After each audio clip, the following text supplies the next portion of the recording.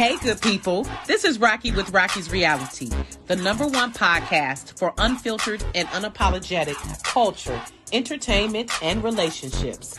Tap in live Thursdays, 7 to 8 p.m. Eastern Standard Time, as I chat with some of the dopest artists, celebrities, influencers, entrepreneurs, and more. Make sure to catch us live Thursdays, 7 to 8 p.m. Eastern Standard Time on Facebook, YouTube, and Roku. See you soon.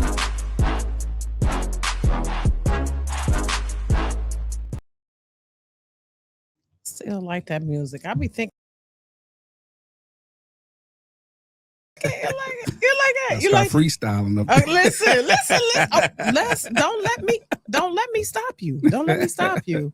I love it. I be thinking like I'm gonna change that, and then I'll be like, you know what? Sometimes you need to stick with what is. Yeah, that was. It is. I love it. I love it. So, welcome to Rocky's Reality. Snaps, snaps, snaps. Shout out to Love Jones. Let's do the snaps. Okay, so y'all, today is June 11th. It's Black Music Month. It's also Pride Month as well. But this show is specifically on Black creatives. Tonight, I have someone who I just really admire and respect.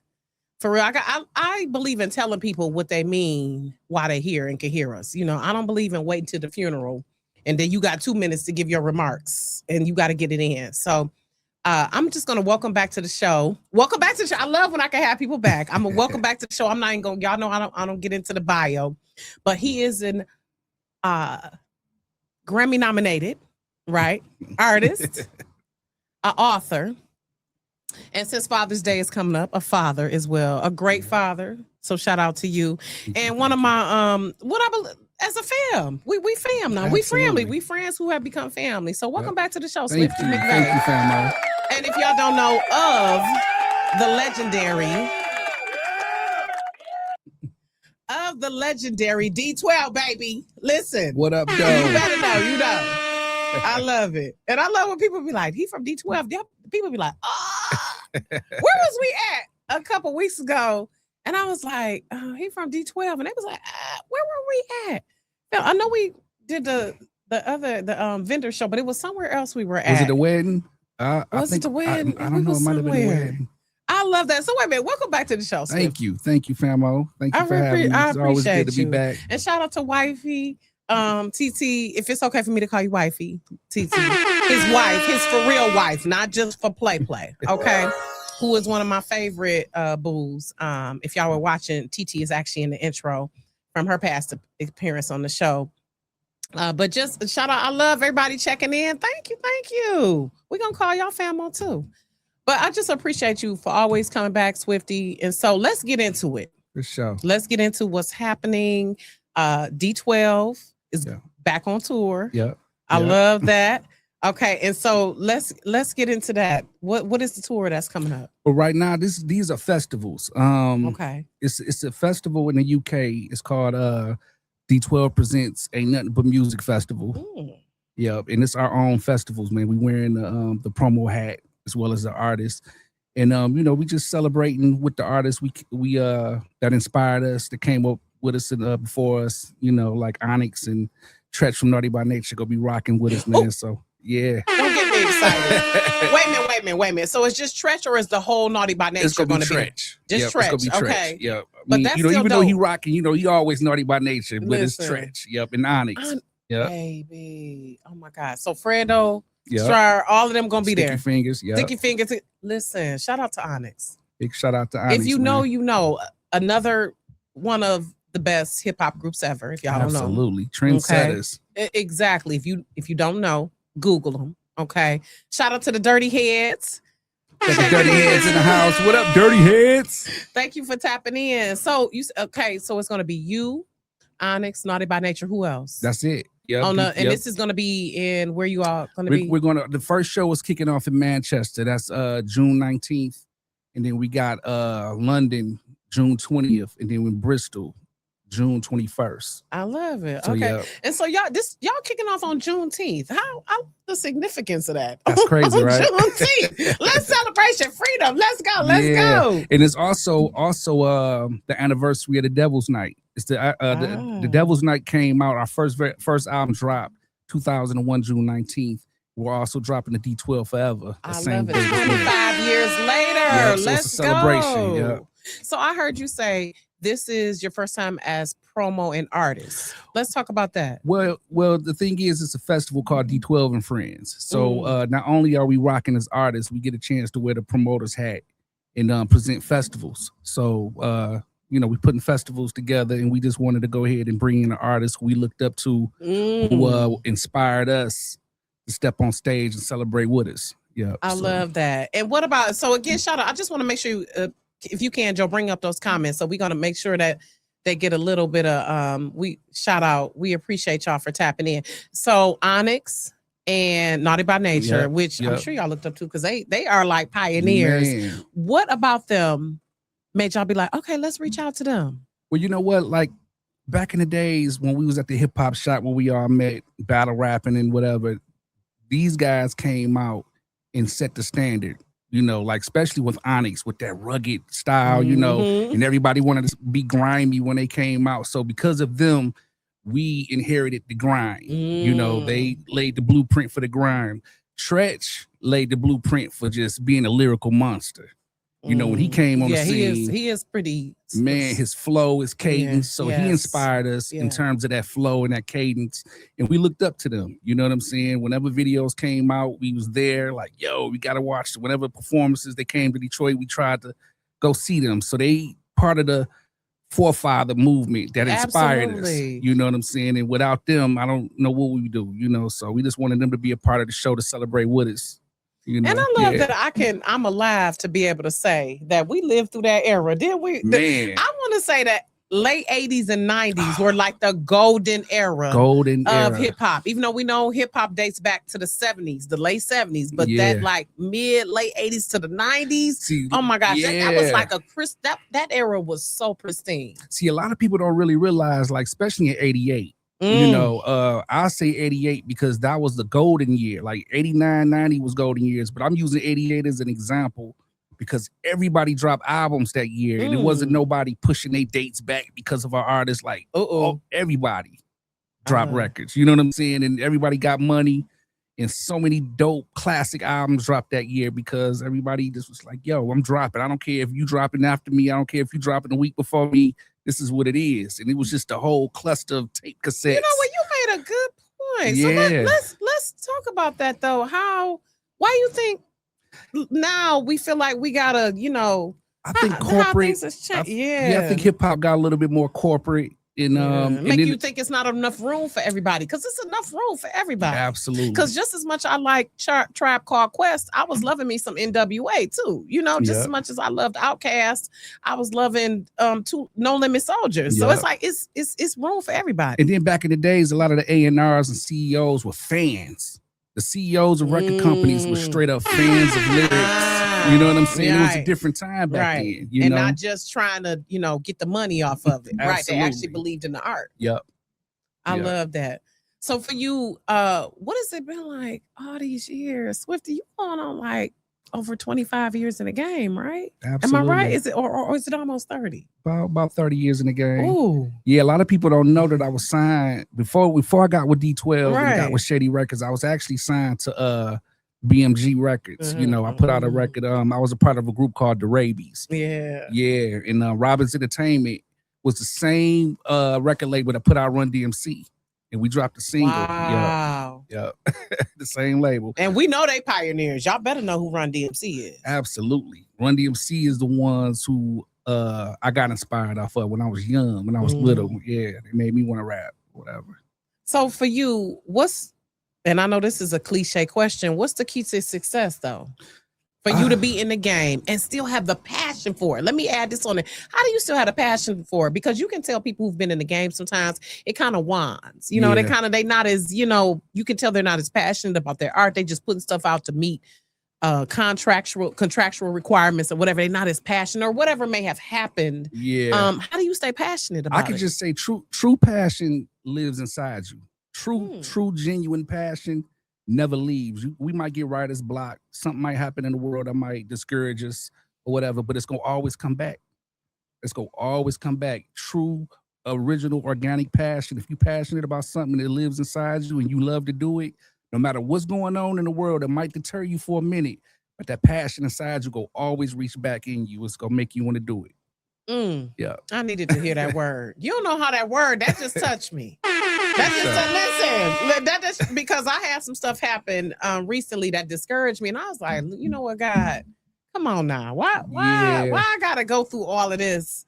Why you bless me with this talent and I gotta go through all these obstacles? Because the world is designed to, you know, to make you feel certain ways and distracts you and things of that nature. It's just how it is. But it doesn't take away your passion. It's just the world is just designed to throw cloud in your eyes sometimes. And it's just about how you deal with it and bounce back. That's all. That's true. I love that. And we can say that being in the game for years, because I know you done went through some stuff. Oh, yeah. I know you done went through some shit. So let's get into D12 Forever. For sure. I love that. Which, by the way, I told him before we went on air, y'all, I was like, I was looking forward to discussing that new one, Nightmare. Like, that is fire. When you can wait a minute. First, can we first discuss that and then we'll get into D12 Forever? That Nightmare with you, Ice-T, and Exhibit. Exhibit is another one. He's so underrated. His lyrical, he like Liquid Swords. He's ridiculous with his. I mean, it was good, you know, of course. Ice-T is one of the original OGs. Absolutely. For real. So talk about how that came together. Well, Nightmare Walking, produced by my homeboy Rue Wade. You know, me and Rue Wade came up together as kids. You know, he laced the track. And, you know, when we heard the track, it just set the mood for this grimy, grungy, dark type of hip hop, you know what I'm saying, that we wanted to embrace. And then Kaniva came up with the idea to say, you know what, I can hear Exhibit on this mug, you know, because, you know, Exhibit, his pen game is just crazy. And, you know, he got that voice. So I was like, all right, bet. And plus, Exhibit been rocking with us since day one. Then we thought about it and was like, you know what, I think it'd be dope if we had an OG just come in and represent, because the way he came in on Colors, I am a nightmare walking, psychopath talking. That line right there stood out. And it just iconic line. You know what I'm saying? And it just made sense to have the OG come in and represent. So he was like, yo, I'll do it. So he came in there, laced the chorus. A lot of people think that Ice-T is sampled. No, the OG went into the studio in real time. It was like, yo, I'm about to go ahead and lace the chorus for y'all. I am a nightmare walking, and it just came together. I love that. And I'm sure for him, that probably gave him some nostalgia, and he was like grateful y'all probably reached out to him, because I mean, like, his career spanned like about 40 years. That's somebody you can sit listen to. Listen, Sex in the Morning. I remember when my cousin Sonny, shout out to my cousin Sonny, had that album. I think it had like a yellow jacket cover. One of the first albums I ever bought. I want to say it had like a yellow jacket cover. It didn't have no picture on it. I mean, it was like just plain. I'm trying to envision it, baby. If you know them, know those was those early days. Man. So I love that. Yeah, big shout out to the OG Ice-T and Exhibit, man. Yeah, you know, they solidified it. It was like, bam, put that stamp on there, and it was ready to go. I love how y'all collaborate, and I love how when hip hop artists collaborate to show and dispel that there's always some beef. It doesn't always have to be some beef. No. And I love how y'all, do you think at times help each other be better? Absolutely. You know, iron sharpens iron. You know, we're supposed to inspire each other. You know, the OGs inspired us, and we're here to inspire others, and hopefully the others inspire others. It's supposed to be that way, you know. And even though hip hop is a competitive sport, you know, lyrical beef. So you made it is competitive. Yeah, it is. Lyrical beef is always gonna be. Especially with men, y'all gotta have, you know, it's always some type of stuff. I used to battle rap on a playground. I used to have beatbox contests. Like, people don't know about them beatbox contests. Oh, like, my God. Yeah. Not only you finish rapping, okay, what's up with beatbox? Oh my gosh. Come on now. Come on with it. Come on. And then, speaking of that, shout out to the Fat Boys who really just made a whole song of beatboxing. Like, you was like, how the hell he? Absolutely. I love that. Take it back to that's what kids need now. Just that good, clean fun. And knowing that competition doesn't have to come with animosity. It doesn't. I think people, a lot of the youngins got it twisted, man. I mean, they take it a little bit too far. You know, hip hop is about lyricism, and it's about battling, and it's about competition, and it's about sport. You know, it's a sport, you know, but keep it lyrical.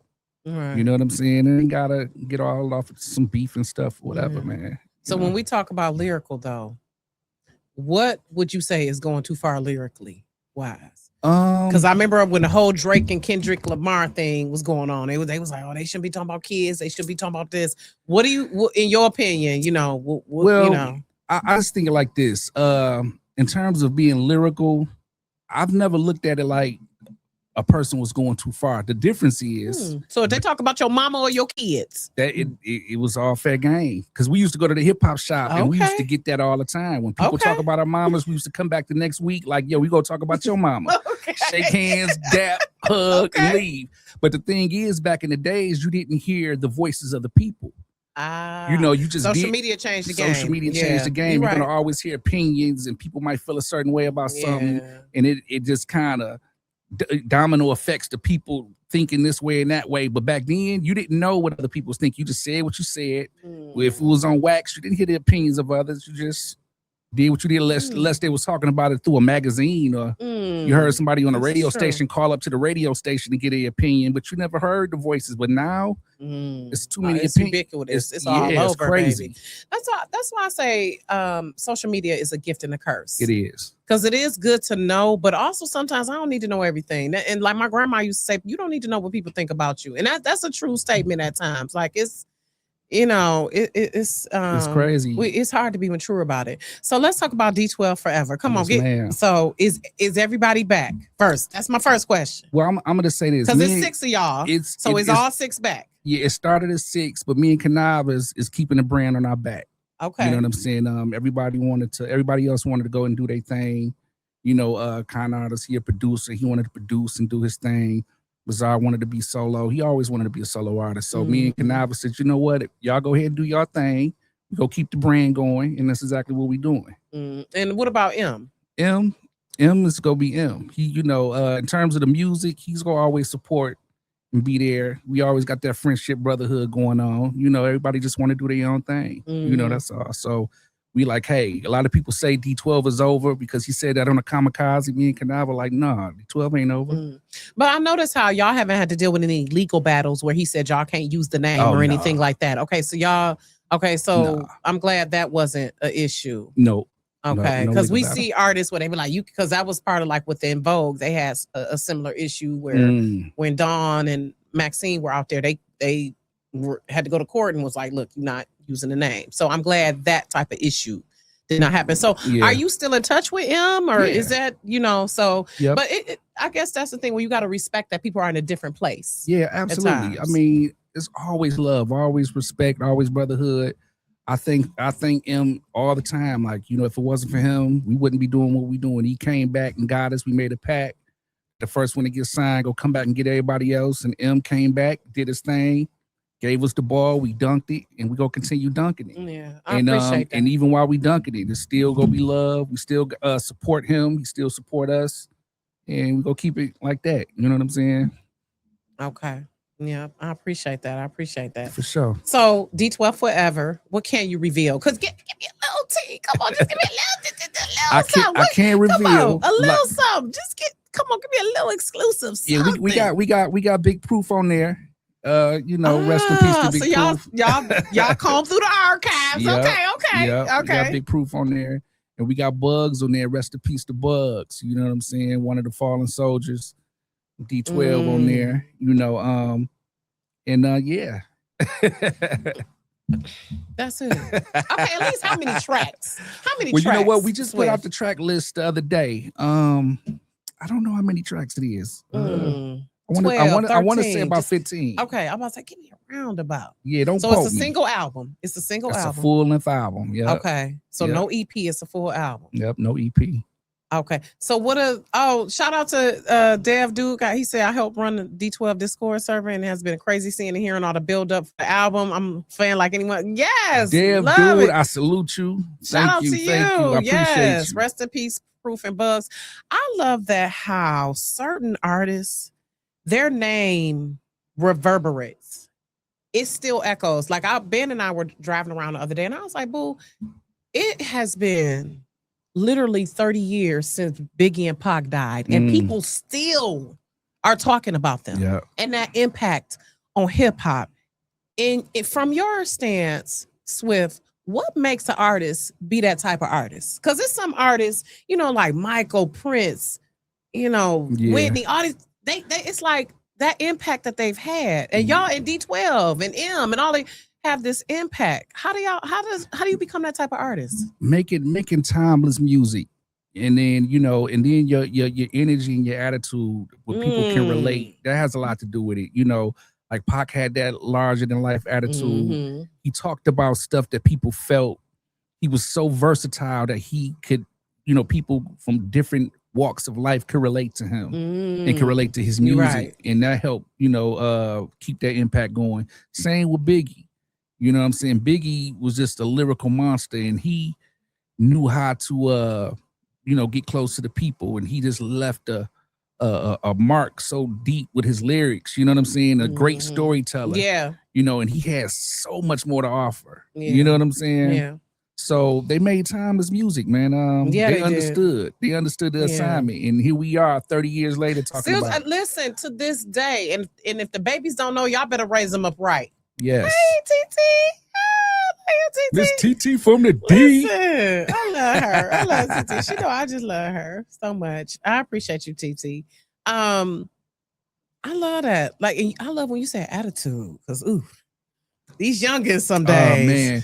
Woo! Yeah, a lot of these youngins, I just wish these youngins. And I try to understand them, because I know we living in a different time, but it is still some stuff they can take from us. Absolutely. Right? I think a lot of youngins, some do, but a lot needs to check out the forefathers. Just go back and check your history a little bit. You know what I'm saying? A lot of people don't reach back to figure out why we are the way we're here. You know what I'm saying? It is, you know, so it's a lot of history in hip hop that runs deep that I think a lot of the youngins don't really understand. Just the history. But also, and I don't want to diss the youngins, what do you think we have learned from them though? Because we always talking about how the elders passing on stuff, but as a parent, we understand. As parents, and since we the elders, at times we learn stuff from the younger generation too. Yeah. I think the younger generation taught us to not be stuck in one lane. You know, there's a lot of versatility going out. I think a lot of youngins are not afraid to test the waters to do different stuff. You know what I'm saying? You can just hear a different mixture of styles, and you might like it, you might not like it, but they weren't afraid to take that risk to do something different. I think a lot of youngins are doing that in today's time, you know, which teaches the older cats not to be stuck in one mind frame, to open up your mind a little bit more. That's you true. know what I'm saying? That is true. So, okay, D12 Forever, that's dropping on Juneteenth? June 19th, Yep, so that's Juneteenth. So wait a minute, the tour starts and the album drops. Yep, the show, the Manchester show is the same date that the album dropped. I love that. Oh, I wish I could be there. Damn, so I could just fly across the pond right quick. Listen, and okay, so last week we gonna wrap it up. But I want to ask, and we were talking about this before, how it seems like when you go away. And I'm working on it with the artist now who he's from Detroit, but it seems like when he's away, he gets much more fanfare. We know it's been happening like that for decades, because a lot of artists say how they, you know, went across to Europe and have started whole new careers and just have so much fanfare there. Why do you think it is, you know, that when you go across seas, things are just seem like a bit more intense, not tumbleweeds? Yeah, I think you know, people overseas have a big, large respect for the music over here. You know, our music resonates. Our music resonates with them, man. And I can't speak for a lot of other artists, but I know with us, our music resonated with people in the UK. It resonated with people in Canada and Australia. You know, that's why we always been able to come over there and rock like we done, man. And the love been so enormous, man. So I just want to give a shout out to the UK who've been riding with us, you know what I'm saying, for decades and decades.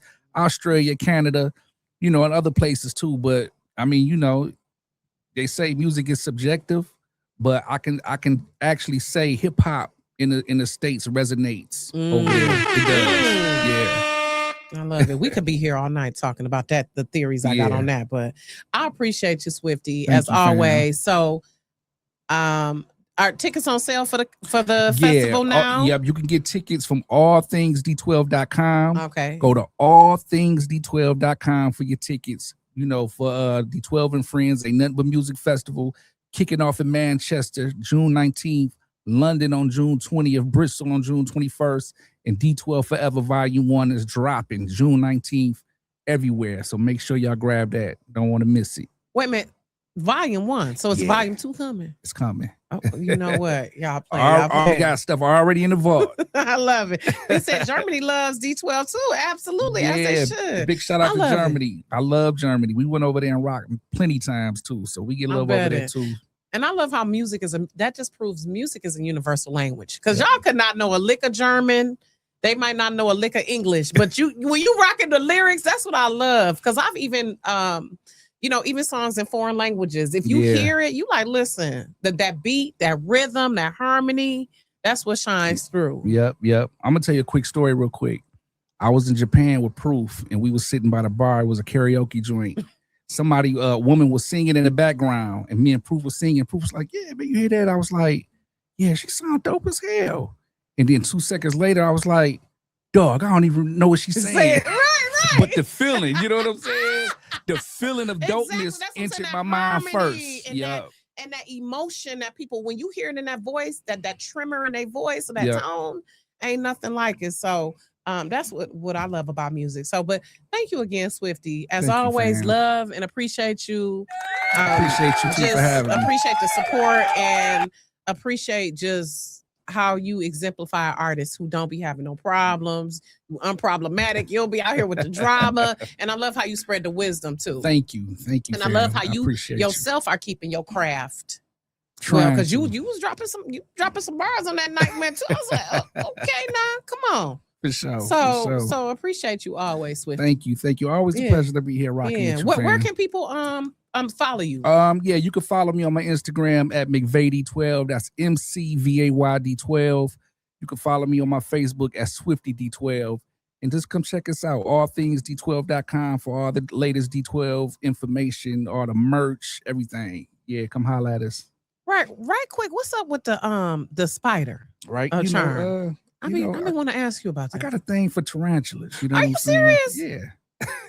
I wouldn't have them as no pet. I just like to look at them like, man, the tarantulas because look they come in dope all as fuck. type of colors. They do. They come in all. They be scary, but yeah. You got arachnophobia. Yeah, but you're right. They are fascinating but creepy at the same time, and I know they come in so many varieties too. For sure. Yeah. So okay, all right. I appreciate you though. I salute you, fam. Y'all hang on tight. We are gonna, and I told Joe, y'all. So get ready, Joe. Joe, we talked about this last week. Joe's song. Yes. Did. What is it? Unbothered? No, wait. Unbothered. Yeah. Unbothered.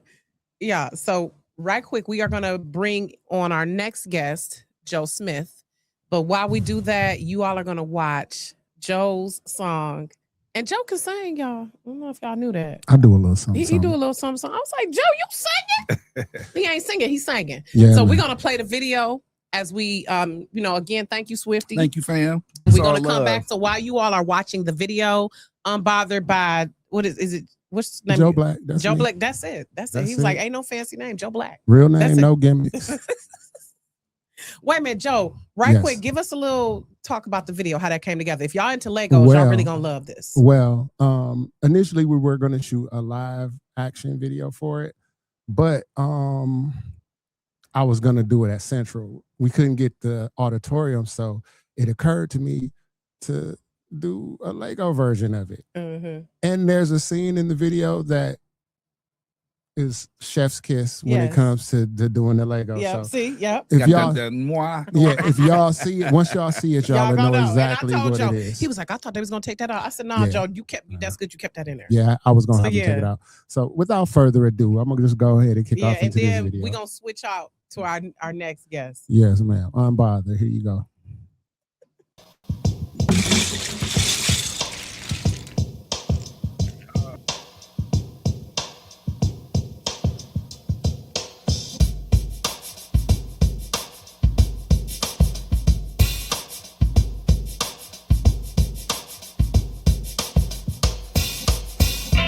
Baby girl, I can't find the words to express the way I feel every time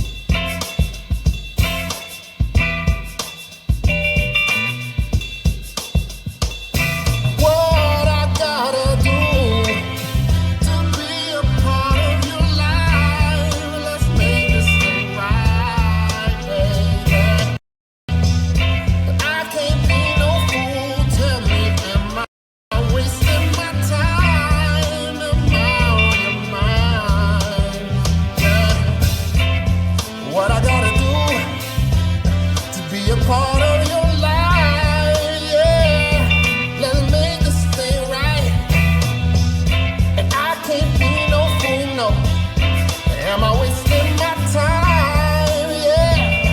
Hey, yeah. Be a part of your life. Yeah. But I can't be no fool. No, I can't be no fool.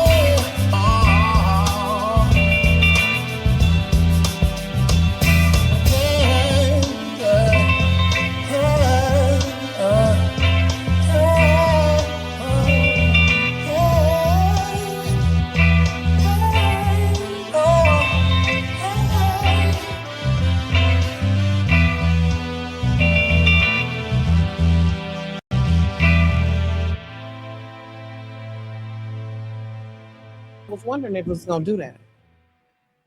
Okay. Okay. All right.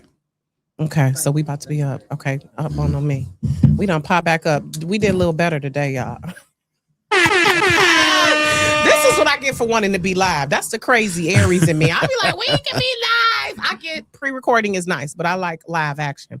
So welcome back, Rocky's Reality, y'all. Shout out to Swifty McVay of D12. Make sure y'all all go buy those tickets. Allthingsd12.com, I believe, is the website. But now, yeah, and I'm glad. Thank you for sending me your bio, Joe. But I'm not gonna read the whole thing. Okay. But he listen.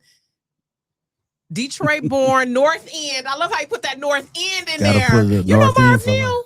Marv Neal from the Yeah. North End too. Stylist. Yeah. Listen, Sure. I love North End people, but filmmaker, director, writer, great writer, by the way. Because I Thank was you. watching, me and my husband was watching the movie, like, okay, this is kind of good. Shit. Thank This you. is good. So, welcome to the show, Joe Smith. Thank you for having me. Millionaire Joe, Yes. as I should say. Get it Millionaire right. Joe. Thank you. He is the director and writer of A Good Man, Mm-hmm. A Good Man 2, Dance with the Devil, which, baby, that Dance with the Devil, that old man. See, this is why you live right. Yeah. Because right. when you don't live right, that's what shit happens to you. Okay. Period. That's what am I missing? Founder of Mainstream Media, Yes. by the way. It's a Yes. streaming service. Absolutely. Right? And stream is spelled STREEM. Get it Yes. right. Okay. Mhm. So welcome to the show, Joe. Thank you. Thank you for having me, Ron. Absolutely. Absolutely. Yeah. I know we've been threatening and talking for a time. And I was Yes. like, okay, let me make this happen. So Yeah. it was great to connect with you again at Bomisi Summit, y'all. We were at the Bomisi Summit, which is the Black-owned media equity sustainability institute. And shout out to Renisha and Davon. Thank you for just outstanding. Just the people who were in the room. Yeah, it was a huge room. Not huge in size, huge in stature. Exactly. There you go. That's what I mean. Okay. For sure. Because it wasn't like it was hundreds of people there, but the people who were there, I'm talking about quality, not quantity. Yeah. Okay. Yeah, for real. And it was so well done. I love that conference because it's so well done. It's not, ghetto. Of course, you have your things behind the scenes that go wrong. Yeah, of course. You don't tell. You can't tell. It's very well done. Yeah, I love the app and things were flowing as smooth as it could. I mean, you're gonna have some snafu. Sure. Sure. It is, but overall, it was well put together. Yes. I like the "we built this" motif. I love that. Culture is capital. I loved the variety of the panels.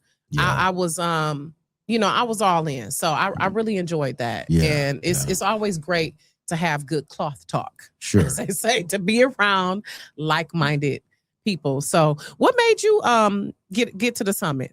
How did you hear about it? So I heard about it by accident last year, and I went online and I couldn't see how to register. So I just went up there and they let me in. And so so this year you just went up there? No, this was last year. Last year. Okay. So this was your second time. Yes. This year. Okay. And so was it at Cambria last year? Yep, it was at Cambria last year. Okay. And I got to meet the people that produced it for Ronisha and Davon. Shout out to Shara and Chevian and Dave. So I got to know them and got cool with them. And so this year I was like, okay, I'm gonna be in the building for sure. I love that. And it's about showing up a lot of Yes. times. It's just really about showing up. You're like, hey, I'm here. Mhm. I'm showing up. So, and I was glad to be in the room as well because I got a lot of inspiration and just a lot of tools and Yeah. a lot of people I'm gonna follow up with. I've already followed up with some people. Yeah. Actually, because I'm that type like less than a week later, because I'm like, you be done forgot. Right. You know, people be like 3 months later, like, I don't remember your ass. Right. I'm following up with you that next week. Right. And in this Period. industry, that's what you gotta You do. got to do it. And sometimes you gotta bug people. Yeah. Absolutely. A little bit. So Yeah. let's talk about how you got North End, Detroit. I Mhm. love it. Much respect to that. Mhm. I ain't never met a person from the North End I didn't like. Y'all, Mhm. y'all just 100. You Yeah, know, for sure. I really appreciate that. So Yeah. talk about how snapshot of Joe Smith growing up on the North End becoming a filmmaker. Oh wow. Okay, so here's how it went. When I was 10, my mother was trying to keep me out of trouble. So she was trying to put me in all these activities. And she put me in sports, she put me in this, she put me in Cub Scouts, she put me in all these things. So finally she put me in piano lessons. I asked her, could I take piano lessons? Because she had bought a piano for my older sister. My sister never went through with the lesson. So we just had a piano sitting in our living room with pictures on them. It was a picture table. Listen, I think I had that same piano in my grandparents. For sure. Listen. So I took piano lessons and I stuck with it. So I became a musician. I was, playing at church, and I did my first professional studio session when I was 16. Oh wow. With So, who? With who? It was a gospel group called the Donalvale's Corliers. Okay. They Oh, were wow. recording their album. Okay. And so fast forward, I'm 21 now. I go on tour with a stage play. So one of the things that about me is that I'm curious about everything around me. Like I want to learn how everything works.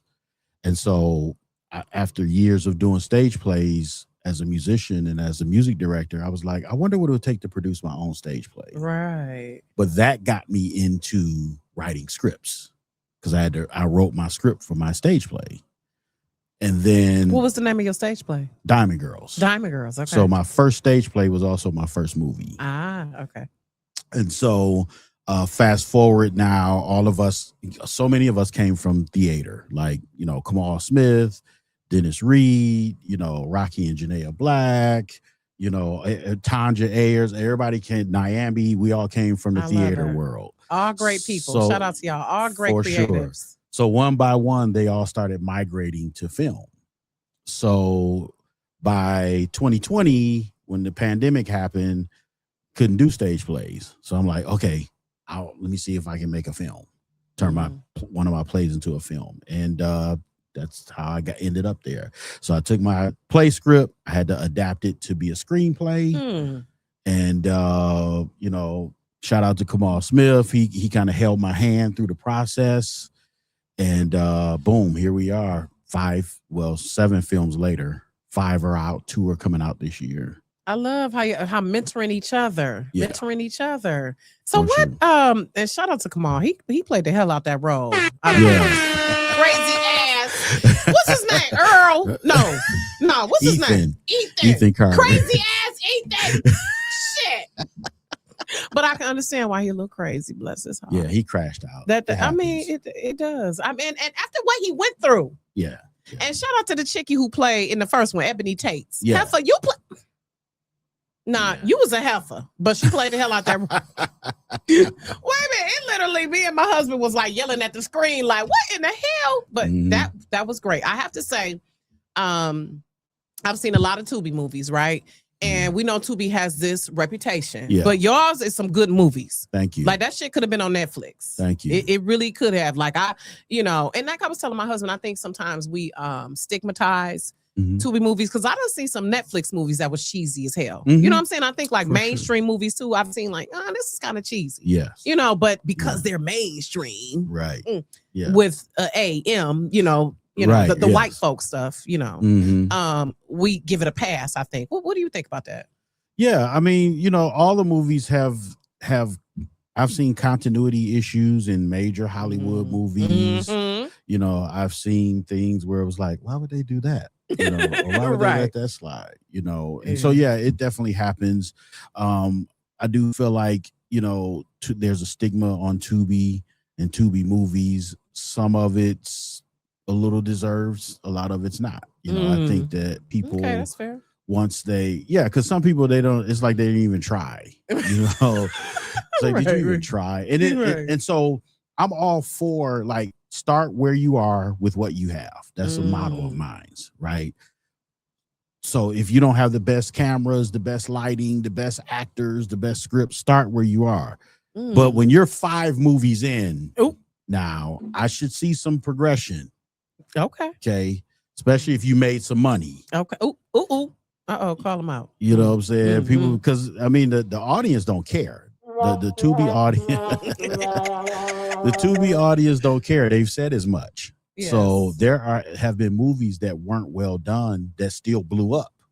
And people made a lot of money off of it. So it's like, okay, put that money back into your craft, you know, and take some classes and study so that you can get better. You know, I took a director's class virtually, you know, last year.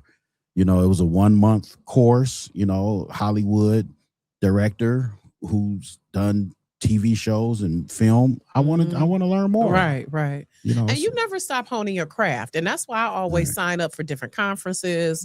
I just registered for NABJ in Atlanta in August. I cannot wait to see my NABJ family. Because when I went to NABJ in Cleveland last year, it was just like your mind, and just like with Bomisi, your mind just, it swells up and you just feel like, okay, now, and also I love how you have the actual tools to do better. Yes. Like now I have a tool. Now I know about Google News initiatives. Now I know about what was it, UEN, the network the guy had. Now I know about mainstream, and now I know about movie phone, things of that nature. Like we need to know about these. And I love how it's us out here making it happen.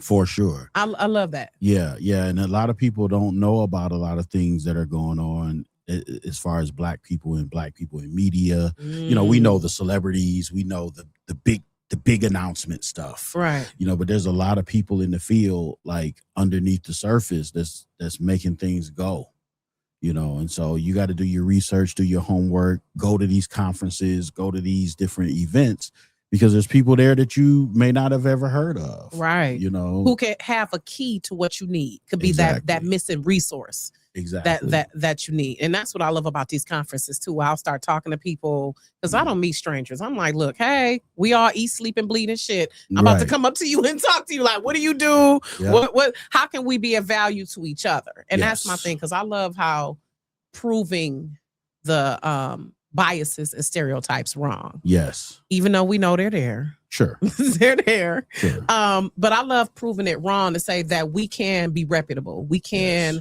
have ethics. We can have integrity. We can put out a quality product that's sometimes better. Absolutely. Than what, you know. So explain, what do you think that gap is? Why is it like people are still playing catch up?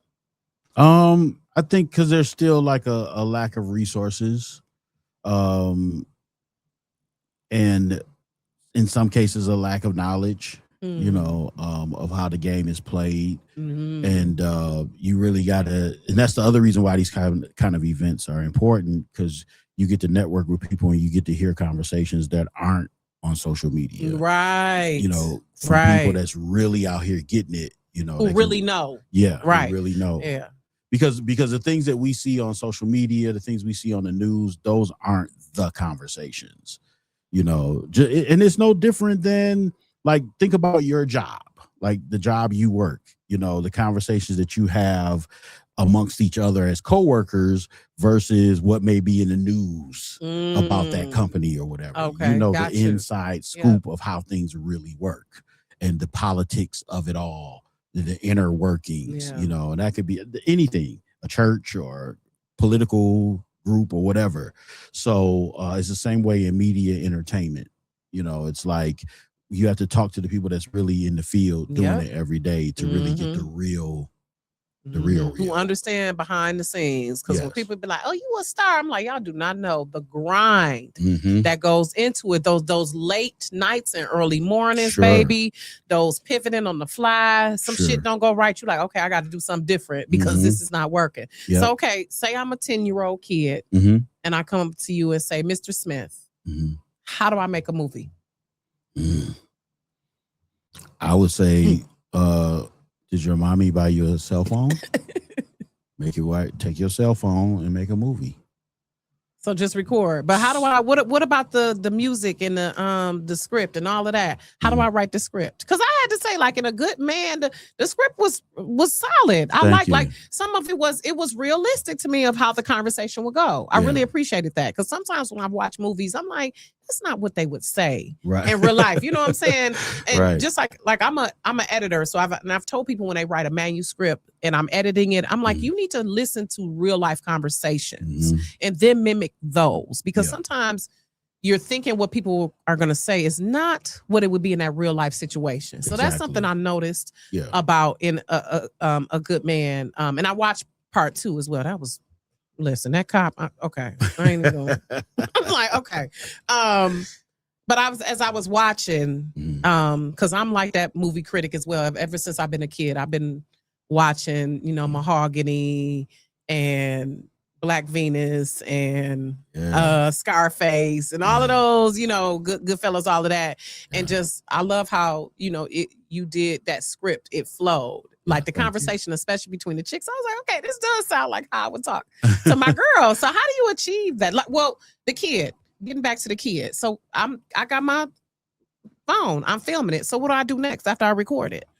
Well, the thing I would say is, like, study films, especially something that's like what you want to make, and understand all of the elements of that film. Like you just said, the music, the lighting, the whatever. But as I said in the beginning, start where you are with what you have. Yeah. And it ain't got to be perfect. Just start. Right. And the more you go, I remember when I did my first stage play, which was Diamond Girls, and it was like, once I did it the first time and I learned from that, I couldn't even watch the video from the first one, because it was like, once I learned more, I saw everything I did wrong. Right. Yeah. So you're like, ooh, cringing, like, ooh, that could have been, But guess what? The audience didn't care. They loved they don't know. it. Right. We was too caught up in Ethan's shenanigans. Yeah. We didn't give a damn. Him and what was her name? Ari. Yeah, she was a heifer. I'm like, oh. I was too caught up in it. And A Good Man too. I was watching that like, this shit is nuts. My husband, wait a minute, he turned it on and was watching it without me. I'm like, boo, I'm the one doing the research. Right. He like, no, I had to see the second part. And then shout out to Paulina who tapped in. She said she got to see is it gonna be a part 3? Yes, part 3 will be out in August. Yeah. Okay, because you said 2 more movies coming, so that's one of the 2. Yeah. Good Man 3. Good Man 3. You know what, Ethan? And we're gonna have to have, and I want to take a moment. Shout out to Kamal Smith, because he has definitely done some things. He's Moolah Films? No. Is that him? No, that's not him. No. Okay. Kamal Smith is Kamal Smith Films. Okay. So shout out to him. No disrespect. Okay. Good. Yeah. No. It's cool. I'm glad. Yeah, he's just finished filming the 2nd season of his series, Cover Up, and he's got a few movies of his own. Then he's directed everybody's Okay, right. movies, yeah, that's what I'm saying. Shout out to him. I know he's done a lot around the city as well. So part 3 is coming. Yes. What's gonna happen in part 3? Just a little bit. Just a little. What? Well, it's like the spiral continues.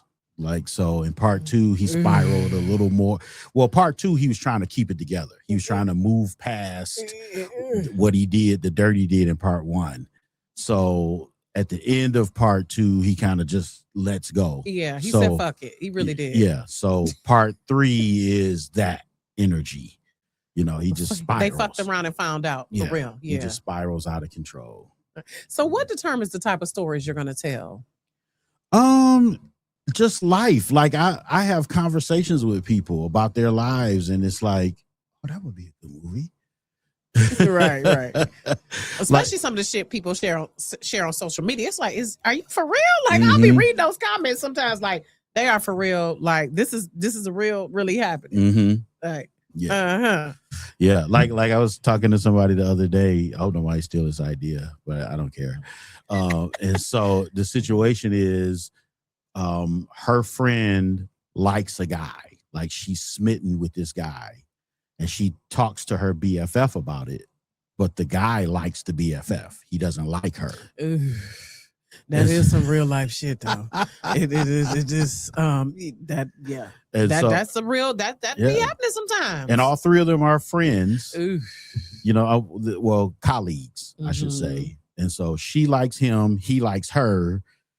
She likes him, but won't date him because my best friend. I know how my best friend feels about you. I can't But date he like you. the best friend. Yeah, he like. Yeah. Well, I don't like her. What do you want me to do? Ugh, awkward.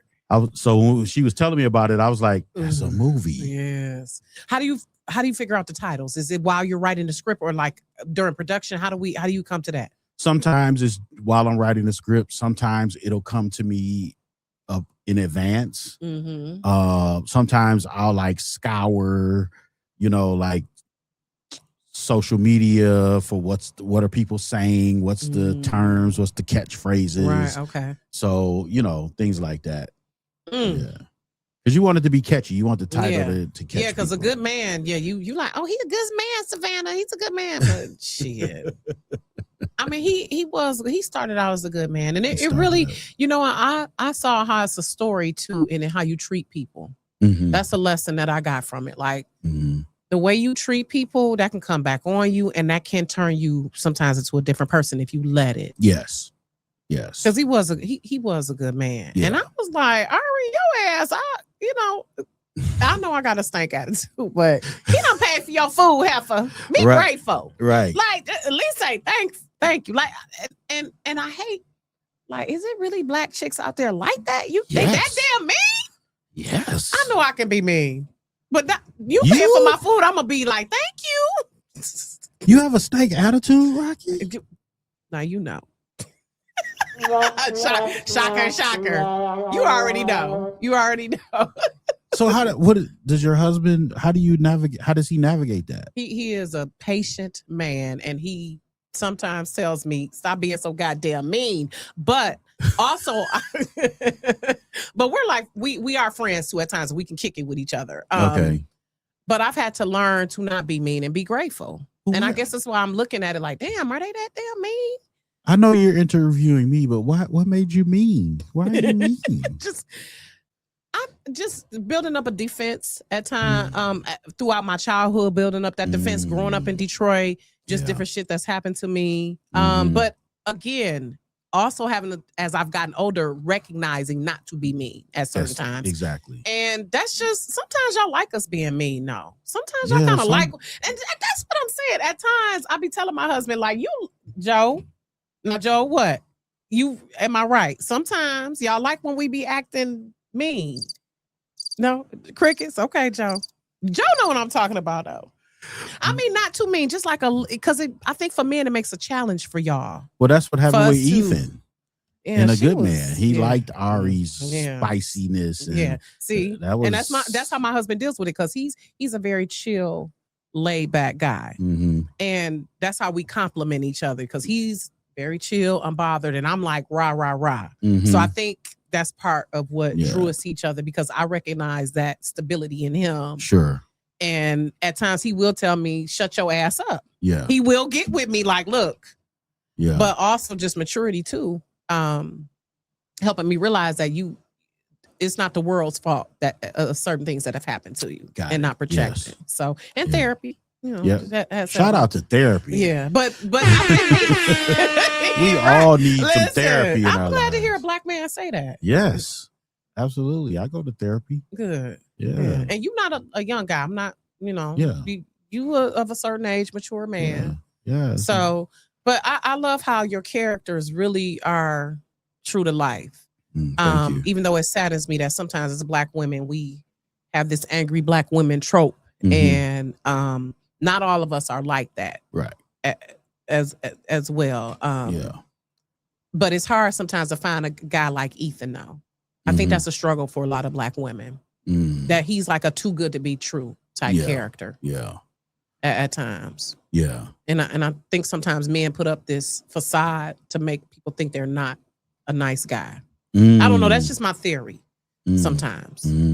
Well, because sometimes the nice guys finish last, sometimes, I'm sure a lot of guys have been through the getting played for a bad boy thing, or, just even if it's not getting played for a bad boy, just being too nice to a woman, and then she treat him like, you know, She don't appreciate him. yeah, like she walk over him Yeah. first. And I've heard women say that too. Like, you know, if a guy's too nice to me, I walk over him. I'm like, well, did you Why just would you do admit that out Right, your face? exactly. Yeah, see, that's my thing too, because I know I've been that mean at times, but then I feel bad afterwards. Like, oh my God, I shouldn't have acted that way.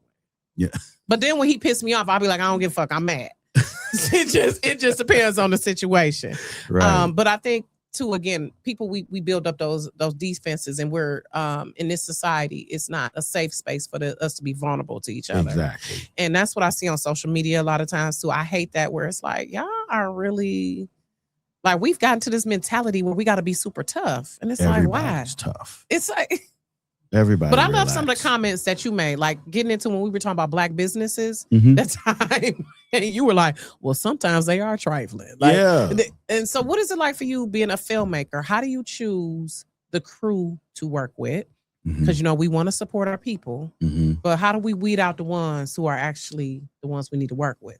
Yeah. So track record and, you know, what is your name like in the marketplace? You know, all of us producers and directors, we talk. If I'm thinking about working with somebody new, I try to see who they've worked with, and I'll ask that person, what was your experience like with this person?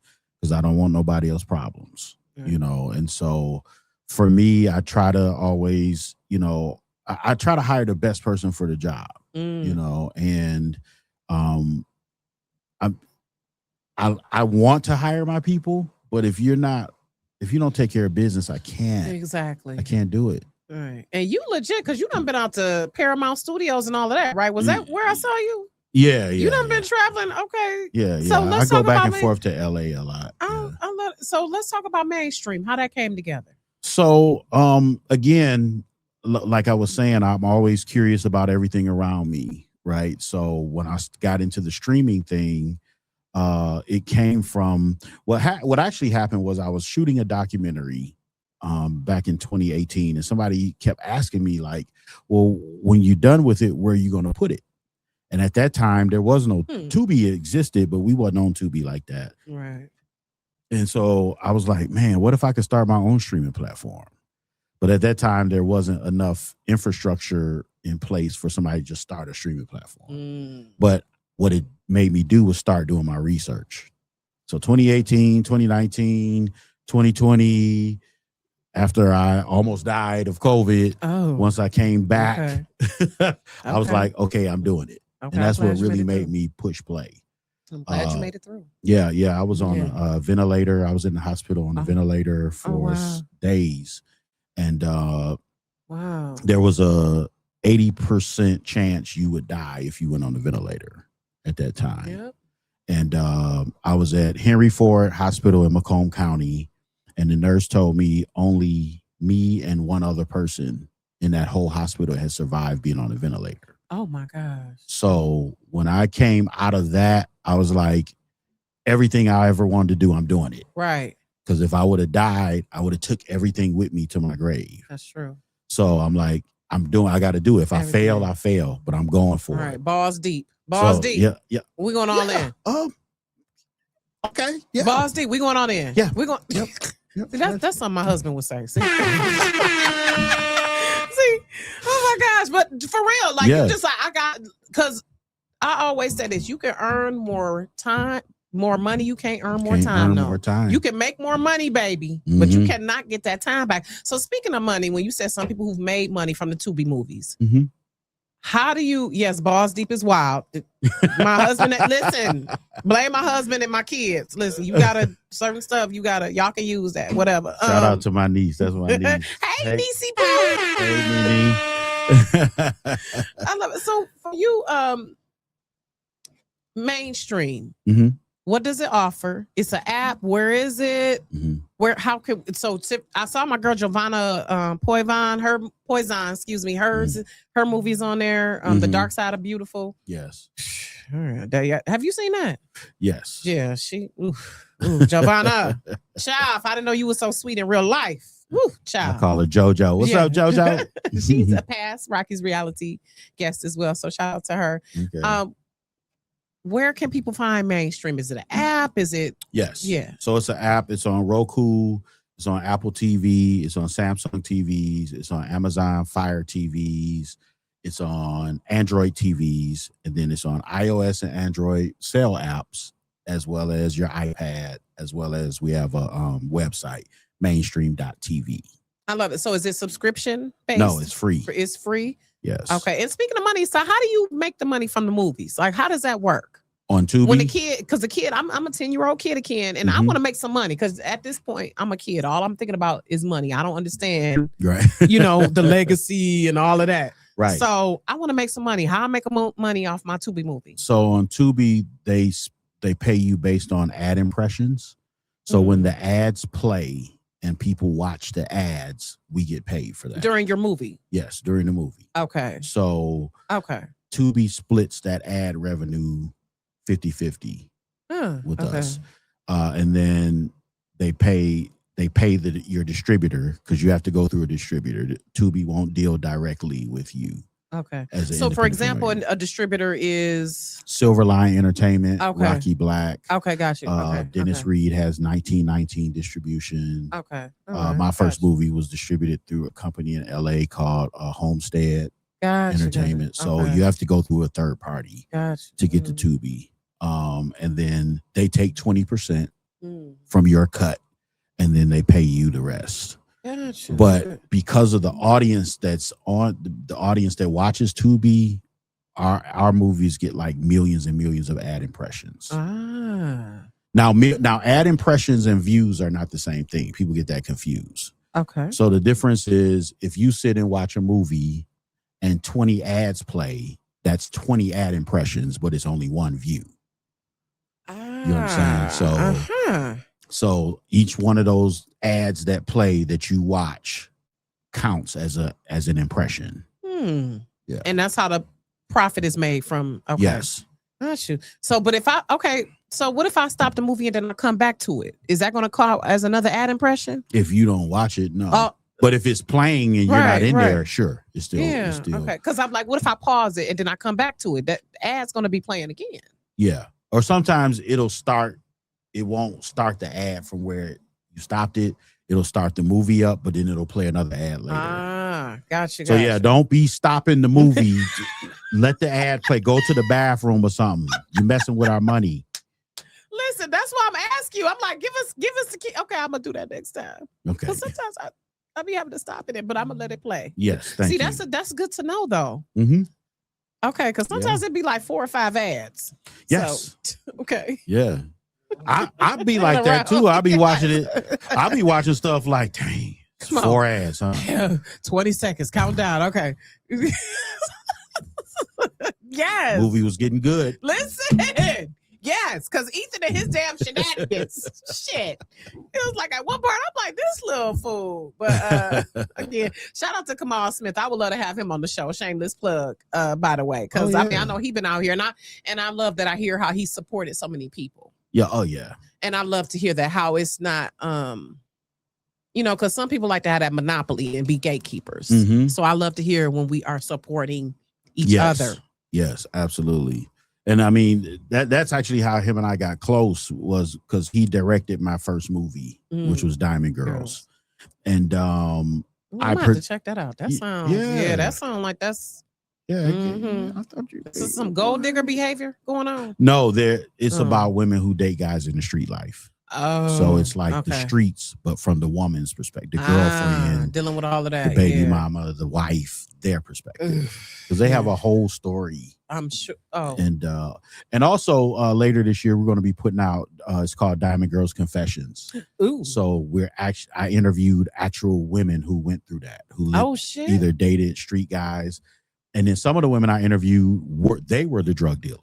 Okay. Yeah, they were the hustlers. They did Fed time. All right, madam. The whole nine. So, so yeah, that'll be coming out later this year. It's a docuseries.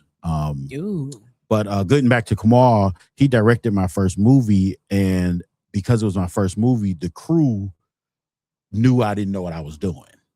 right? So, but Kamal being the director, he was on their head on my behalf the whole time. You know, he was like, I'm not letting my brother get played. You know, if they wasn't doing what they supposed to do, I wouldn't know, but he knew. And so it was almost like he protected me in a sense. And that's what we need, people to look out for us, because, and instead of him looking at you as competition, you know, it's like collaboration, because there's space enough out here for all of us. Period. It really, even with the renaissance of movie makers and filmmakers in the city, it's still enough room and money out here for everybody. Absolutely. So how did you make it where mainstream is free? So it's a sacrifice we're making to build it up. Okay. Right? So eventually it's going to have ads, and there are certain parts of the platform that will be behind a subscription paywall. Like we're going to do some vertical shorts. That'll be behind a paywall. We're going to do some live events and film them and stream them. That'll be behind a paywall. But for right now, we're just leaving it free across the platform just to get people onboarded and used to it. And, you know, so I said the first year we would do it a certain way, and then it's going to stay free. But now we're working on building an audience so we can have ads and people can get paid, you know, from the ads. I've downloaded the app and I will be watching. Thank you. So just know I will be watching. Thank you. So we've got Good Man 3 coming out. Diamond Girls Confessions coming out. And what else is going on for Joe Smith? I got another movie called The Price of Fame. That's coming out this year as well. Writing a book. I'm writing a book called Mindset Over Everything. So it's about, you know, resetting your mindset, you know, because that's what it takes, really. Your mental. You got to have your mental right, especially with all of this noise and distraction out here. And that's where a lot of people go wrong, is they try to fix everything else, but not how they think. And so then when you don't fix that part, nothing else works. You know, this like, is true. and it may work for a while, but at a certain point it falls apart because you didn't fix up here. You know, so you wanted more money, you wanted more this, you wanted more connections, you wanted more friends, you wanted a wife, you wanted a husband, you wanted all this stuff, but you never fixed your mindset, so it doesn't last. Right. Or you attract something that's traumatic or drama for you instead of something that's a blessing for you. So so the book deals with how, you know, addressing that, how to identify the areas of your mindset that need to be fixed, and then how to fix it. I love it. Yeah. I love that. Okay, Joe. So I gotta ask personal. You got a girlfriend, wife? What's happening? No. Damn. I'm single. I had a crazy. girlfriend, but then we had broke up. Oh shit. Damn. You know, I mean, I trying date. to hook people up. You know, I know it's hard. Yeah, it's rough out here. I date. You know, I date. Because you're such an intelligent black man. Thank you. All right, damn. Thank you. I mean, I don't know you dating wise, but still, yeah. Seem like you old school with it. You open the doors and not expecting the woman to split the bill at the first date. Right. You know, like just the shenanigans. But you know what? I should have been married. I think I'm not married. I had to fix my mindset. I was scared. Of what? Just being vulnerable to that extent. You know what I'm saying? Okay. Like, that's scary. Why is y'all scared of being married? Women be taking care of y'all. Listen, because if we go together, you can go home. If you what? If we go together, you can go home. Go home. Or if we at your house, I can go home. I'm going home. He said, he's a great man. Damn. I'm going home. It's quiet there. I know. Because I be getting on my husband nerves. But y'all you can go in the basement or go to your corner or something. But right now I can go home. And I can close my door and it locks. See? And it's quiet in there. Okay. Joe, you said it, Joe. You co-signed it. And you don't have to open it. You can pull. But you ain't got no soft woman to squeeze and to massage your back. And when you come home from work, you know, you like whatever. You get stand-ins for that.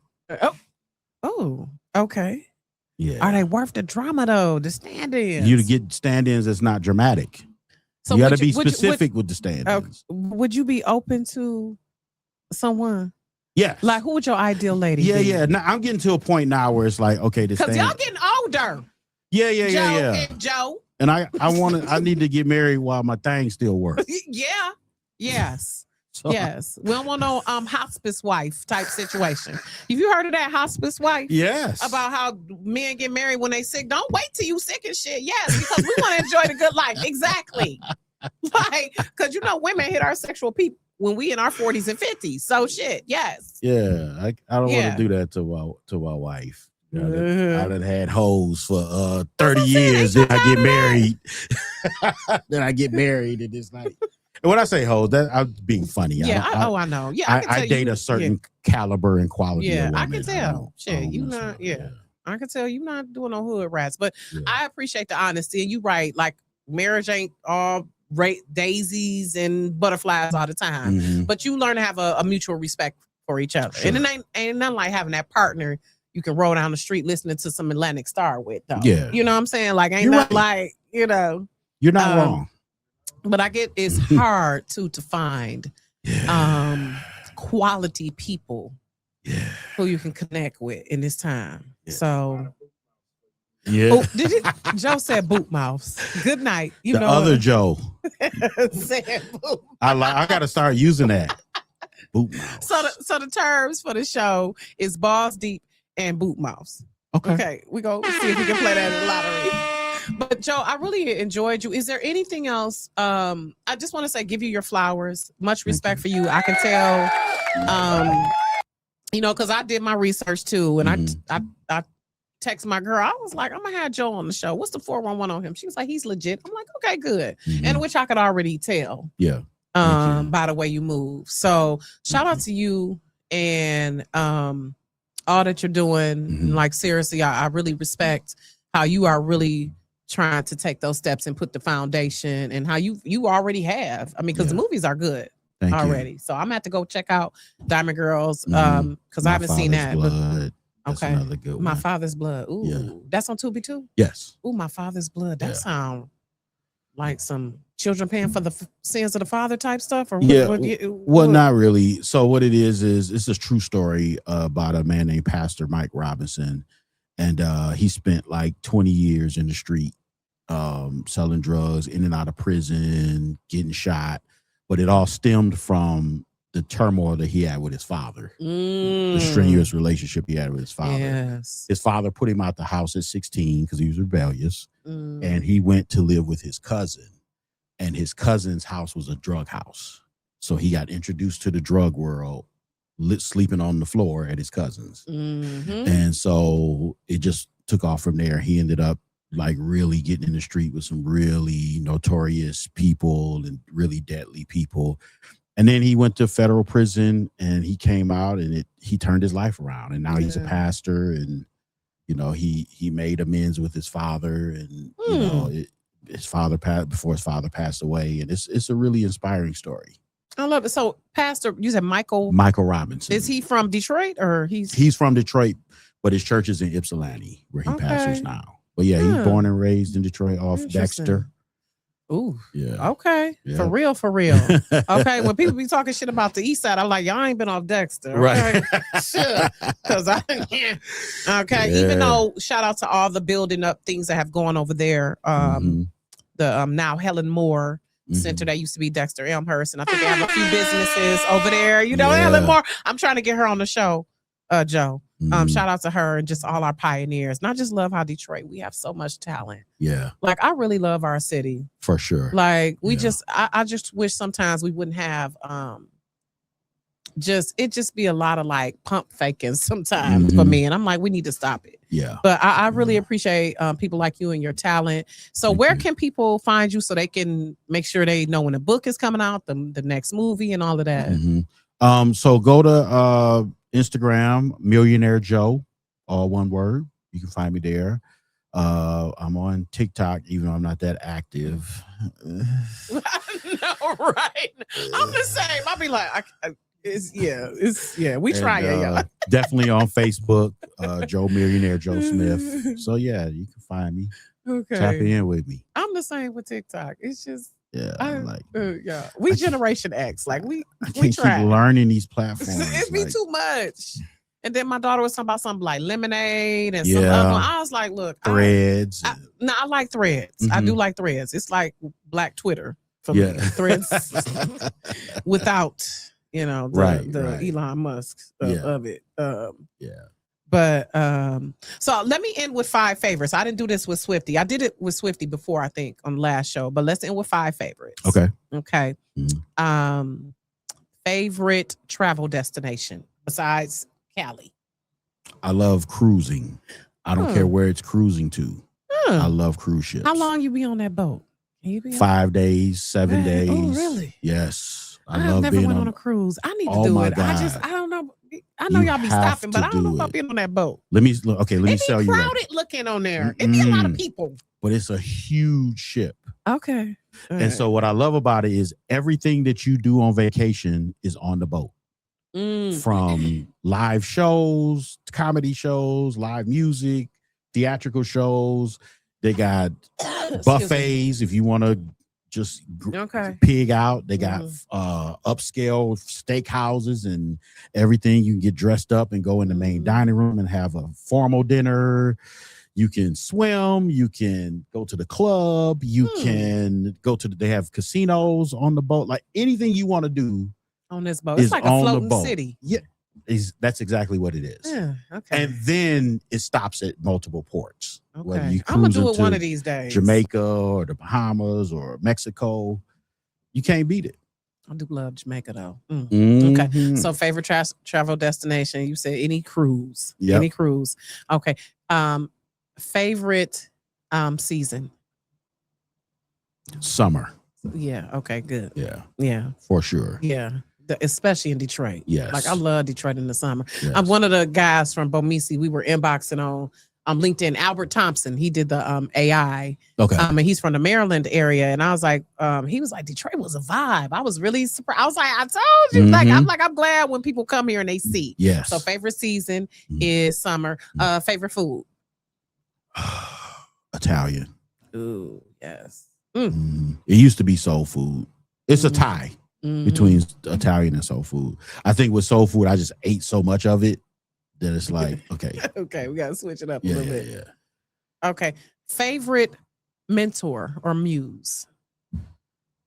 Favorite mentor would have to be my pastor, Apostle Wayne T. Jackson. Oh, okay. Shout out to him. Yeah, okay. for sure. All right. Yeah. I met his son Brandon a few weeks ago, and he was a really chill guy. Really good guy. Brandon's cool. Yeah, I'm gonna shout out to them. Okay. Last favorite film or production that you've done so far? A Good Man. Yeah. Yeah, because you can really stretch that out. That Ethan. Yeah. And it was just something, it was my first directorial debut, and it was just something magic when we were filming that. You know, I don't know how to explain it. It's like on set, it just felt like we were making something dope. Right, you were. You know, and so you could feel it. Right. And so I remember that to this day. It felt great. So that's my fave. Sure. Yeah. Okay.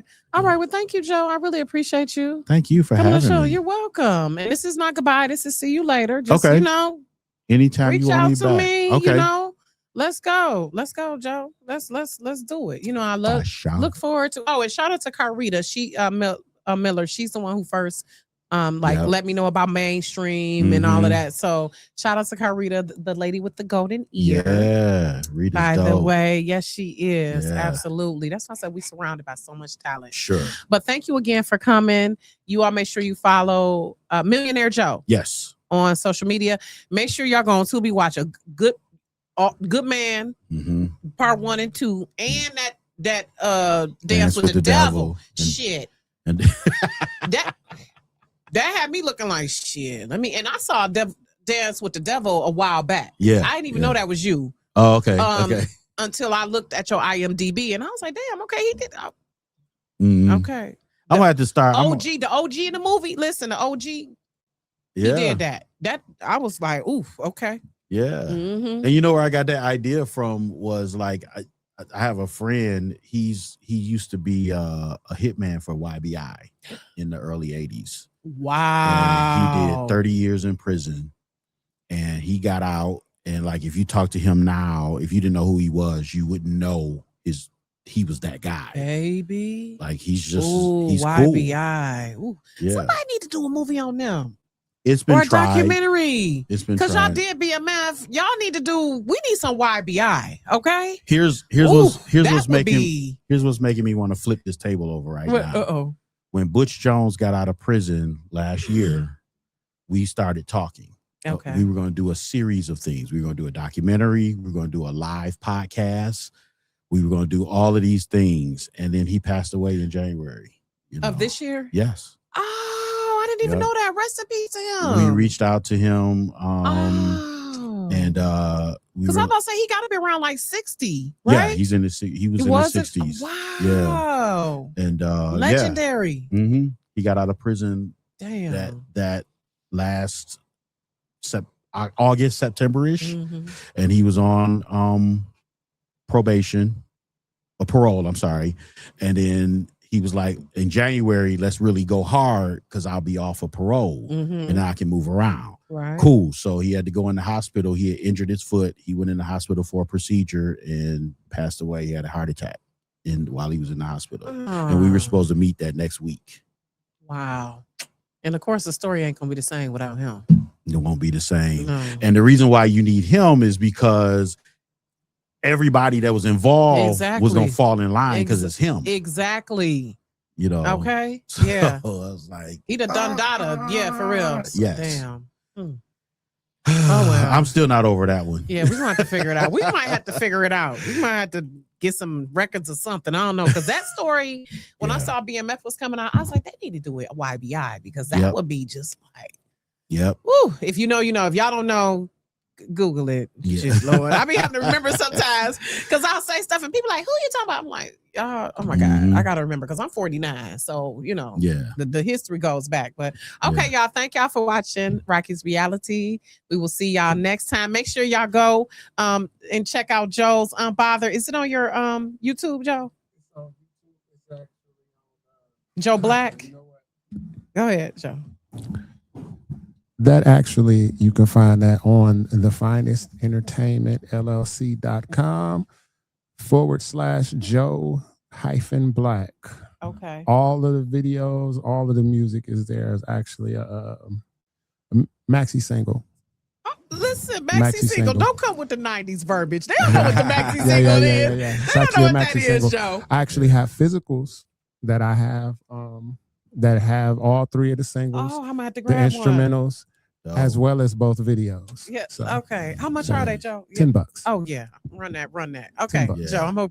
I'm proud of you, Joe. Thank you. I'm proud of you. I'm like kind of emotional, choked up. I'm proud of you because you're really talented, and I love putting people out here who talented. And proud of you, Joe. I want to give you your flowers. Like for real, you really doing something. So thank you. Don't forget about us when you finally get out to LA. If you need a publicist, I'm available. I will not forget about you. Just, and I'm chilling. It's Detroit, baby. We doing this from Detroit. Come on. Yeah. Come on now. All right, y'all. Have a good night. Thank you for watching Rocky's Reality. Thanks again, Joe. All right. Thank you. Care.